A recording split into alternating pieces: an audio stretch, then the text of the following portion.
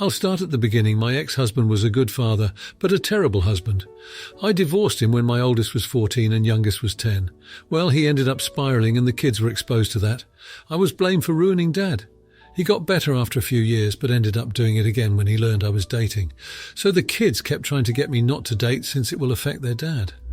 It was an awful time since to the kids I was still responsible for what he did and reacted to things. In the end, I just kept my dating on the low end, which wasn't hard, since it wasn't introducing the kids to the men anyway. All I had to change was not posting on social media. Also, yes, I sent the kids to therapy. They all stopped when they hit 18, or my middle child refused to talk, so I pulled him. The oldest is now 25, and youngest is 21, and I got proposed to. I sat them down and told them. They were not happy and were pissed I was doing this to Dad. Lots of talk later, and I thought it was good. The wedding is in 2 weeks. I got a text from all the kids saying they will not be at my wedding, that they need to support Dad during this time. I had enough, and texted them that if they do not go to my wedding, it will damage our relationship, and I will not be attending their own weddings when they get married. They were pissed, and it started an argument, and all of them think I'm a huge jerk. I truly hate that I can't do anything that makes me happy since it will affect my ex. Sorry for errors on phone and not a native speaker. Update.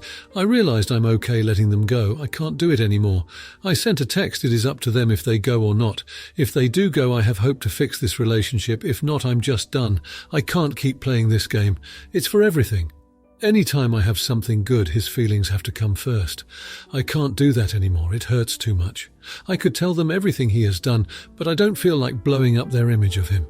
Update 2. Someone private messaging me convinced me to lay it all out for them, so I did. Well, I got my response. They called me a liar. Even with showing old screenshots that were in our divorce case. I think it is over, thanks to everyone who tried to help. I know this was a no-win situation. I did frick it and sent every single thing, including this post. Now for a few comments before the update. Comment 1. Your kids are absolutely ridiculous from the divorce and up to now. Your relationship with your ex-husband is exactly that, your relationship. The kids have no business getting involved in adult situations, and now that they are grown, they are continuing with that selfish behaviour. I guess they expect you to be single for the rest of your life, and continue to be manipulated by their father, and now them that they are adults. I would have given them an ultimatum a long time ago, telling them to grow the hell up or move along. If you continue to bow to them now, you will be doing it for the rest of your life, and I guarantee you it will ruin the marriage you are about to enter. Not the idiot. Comment 2. Not the idiot. They're all old enough to understand that he may have been a good father, but he was an awful husband. You're not obligated to be alone and miserable all because your ex has failed to move on. Your ex is mentally unstable and, whether intentionally or not, incredibly manipulative and has alienated you from your children. He allowed them to be exposed to his continued mental instability. He traumatized your kids and put a burden on them. If a group of adults won't allow you to move on with your life, then unfortunately they should not be in your life. Parents may have a duty to their children, but it absolutely does not extend to this. Comment 3. Not the idiot. They are adults now and should realize that you are under no obligation to stay single to appease your ex. They are not the only people who have had parents divorce, and yet it seems like they can't get over it. And if after all this time your ex is still emotionally impacted by your personal life, then he needs to get on with his life and get help, because it is not healthy. Also, assuming that they want you to go to their weddings in the future, are they expecting you to go solo and not bring your husband? Now, for the update. The past 2 weeks have been a whirlwind I never could have anticipated, and the word drama barely scratches the surface of what's unfolded since my last post. 3 days after dropping the bombshell of evidence on my children, I received a call from my ex-husband. Apparently my oldest had confronted him with the messages and bank statements I had sent them. What I expected to be a furious tirade turned out to be a shocking admission of guilt. He broke down, confessed to years of deceit, and apologized, stating he wanted to start making amends. I was floored. Fast forward to the next day, and I'm at my front door, face to face with my children. Tears, apologies, and admissions of their own confusion and hurt rolled out in a conversation that lasted hours. They had been manipulated into believing a fabricated story, and the reality hit them hard. It was an emotional mess, but a start to mending our relationship.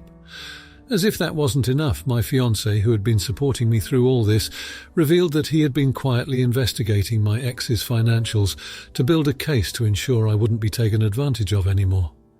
His findings backed up everything I'd told my kids, and even unearthed additional betrayal from my ex.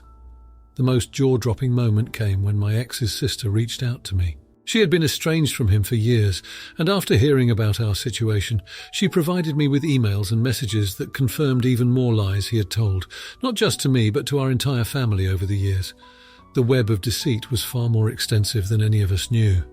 My kids are now in a different kind of therapy, one that deals with family betrayal and manipulation. It's early days, but they are starting to work through the trauma of being used as pawns in their father's games. And for the first time in a long time, they're talking to me openly. They've even initiated conversations about the wedding, with tentative steps toward wanting to be involved. As for the wedding itself, it's been put on hold, not because of all this chaos, but because my fiancé and I want to ensure our family is on a solid foundation before we take that next step. It's a strange sort of silver lining, but it feels like we're building something new and stronger from the wreckage of the past. These 2 weeks have been a testament to the idea that the truth will out, even if it takes its sweet time. And while it has been an emotionally exhausting time, there's a glimmer of hope now that wasn't there before. It's not a fairy tale ending, and there's a lot of work ahead, but for the first time in what feels like forever, it's a start. Now, for the comments. Comment 1. Not the idiot. Your first and foremost obligation is to the well-being and mental health of your children. The fact that they are now in therapy is a testament to just how deeply they were affected by their father's deceit.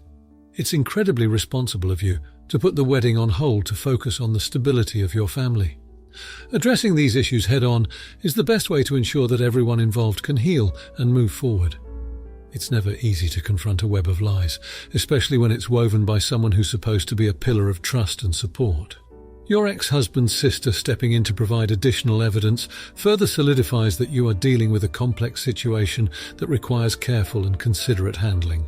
By prioritizing your children's needs and seeking professional help for them, you are setting a strong example of how to respectfully handle such a difficult situation without compromising your own integrity or the well-being of your family.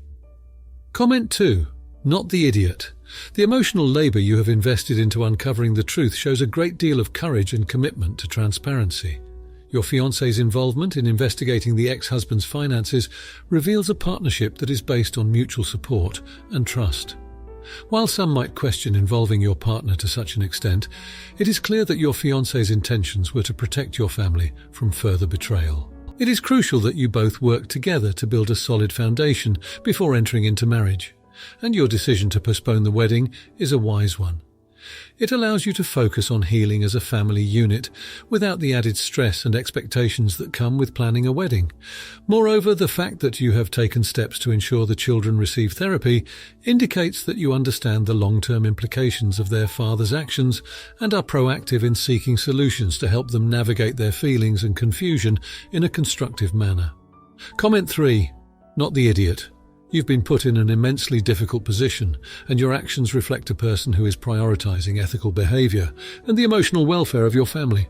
By revealing the truth to your children, you are teaching them the importance of honesty and the courage it takes to face difficult truths. It's commendable that you're not only supporting your children through this trauma, but also allowing them the space to process their emotions and apologize for their confusion and hurt.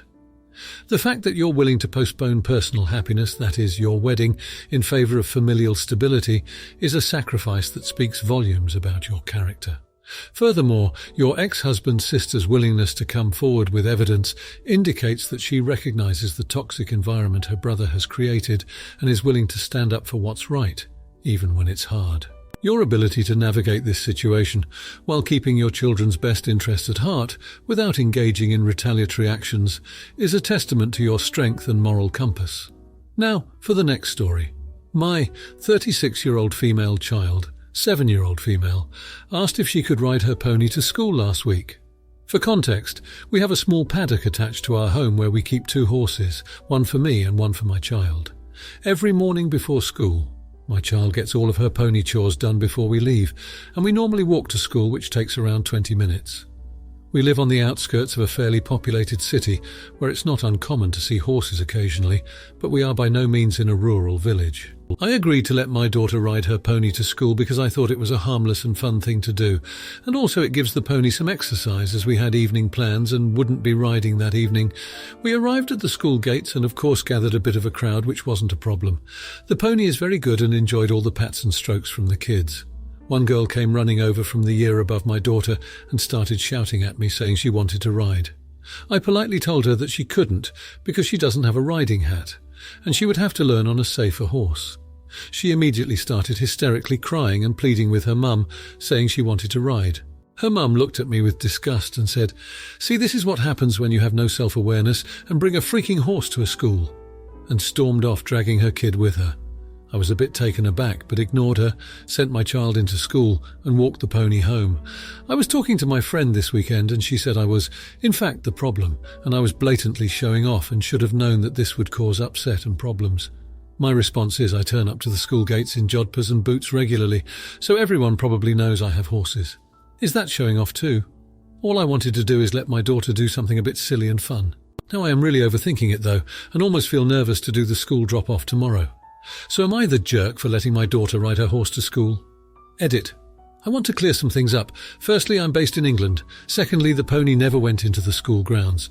There is a small patch of grass about 30 metres from the main school gate, and we stood there so no child with allergies would have been subject to horse germs if they didn't deliberately come over to us. This also means that I don't feel like I should have run it by the school. And lastly, the pony is an ex-riding school pony. It has been surrounded by kids its whole life and used to do kids' birthday parties and everything. I know animals are unpredictable, but I was 99% sure that the pony would be fine and actually just appreciate the fuss from the tiny humans. He absolutely did. Now for a few comments before the update. Comment 1. I think I fall on no idiots here. Bringing the horse to school was guaranteed to cause a fuss among a bunch of little kids. That doesn't mean it's wrong that you did it. I just think that it was a very predictable outcome, that at least one kid would get scared, get upset they couldn't ride it, get in a tizzy, etc., and that this could trigger frustration in a parent. So if you were not anticipating that, I would agree with no self-awareness thing. And obviously, showing up with a whole horse is different from you showing up in jods and boots. I do think you're fine to do it, but if when a child flips out and a parent gets annoyed, you have to roll with that as an outcome of bringing a horse around a bunch of little kids. Comment 2. Not the idiot. Done that as well. In neophobe Switzerland. People lost it as well, but we were having fun. Okay, I was on a huge 2,000-pound cold blood with hooves like big plates, so as long as I was there, nobody dared to say anything. Only when I was gone, some mothers freaked out about how dangerous this all was, but I didn't take it seriously. People also lost it when I gave my kids sushi in a bento box to kindergarten and claimed it's dangerous to eat raw fish, forbade them to eat the sushi, and called me at home what I was thinking. You can't make everybody happy. You are not pizza. Comment 3. I was talking to my friend this weekend and she said I was in fact the problem and I was blatantly showing off and should have known that this would cause upset and problems. Not the idiot. I disagree about the showing off. I disagree that it would cause problems. No question it would attract problems, but there is a difference between being the target of bullies and causing others to engage in bullying behaviour. That is a matter of other people's character and insecurities, not yours for being non-confirming, and you handled the situation correctly. Now, for the update. So, it's been a few weeks since the incident at my daughter's school with the pony and the other mum. I wanted to come back and give an update because this situation took an unexpected turn that warmed my heart. After the confrontation, I was really shaken and unsure about letting my daughter ride her pony to school again. But my daughter loves it so much, and I didn't want one sour experience to ruin this special part of her childhood. So we kept our routine, but I was always on edge, scanning for the other mum. Then one morning, as we arrived at the school, I saw the same mum waiting. My heart sank, preparing for another clash, but she approached us with a completely different demeanour. She apologised for her reaction last time. She explained that she had been having a really tough day and wrongly took it out on us. I was taken aback, honestly. It's not every day you see such a sincere apology. But here's the beautiful part. She said her daughter hadn't stopped talking about the pony and wondered if there was a safe way for her to have a little ride after school. We discussed it and agreed to meet at a nearby park with proper riding gear for her daughter. It turned into a little after-school event. A few other parents and kids joined us, all maintaining a safe distance and taking turns with help from me and a couple of other horse-savvy parents. The kids were thrilled, and my daughter felt like a little celebrity with her pony. The best moment was seeing the smile on the face of the girl who initially wanted to ride. Her mum was right there, taking pictures and thanking us profusely. She even brought homemade cookies as a thank you, and we all had a mini picnic in the park. The experience has turned into a regular thing now. Every other Friday we have a small gathering for the kids to learn about horses and take supervised rides. It's become a community-building activity, and the school even praised our initiative for promoting animal education and empathy. I never imagined that an uncomfortable confrontation would lead to such a positive outcome. We've created a space of learning, joy and respect for animals that's brought parents and kids together. I'm so happy I didn't let fear dictate our actions, and grateful for the power of apologies and second chances. Now, for the comments. Comment 1. Not the idiot. It's completely understandable to have a tough day and react in a way that isn't typical for you, especially when it comes to matters involving your children. The important thing here is that you recognized your mistake and took the initiative to apologize. That shows a level of maturity and self-awareness that is commendable. Moreover, your ability to turn the situation around by working together to create a positive outcome not only for your daughter, but for the whole community is impressive. It's a beautiful example of how a negative experience can be transformed into an opportunity for growth, learning, and community bonding. The fact that you've now established a regular gathering that promotes animal education and empathy speaks volumes about your character and your commitment to turning a bad day into a lasting positive impact for everyone involved. Comment 2. Not the idiot.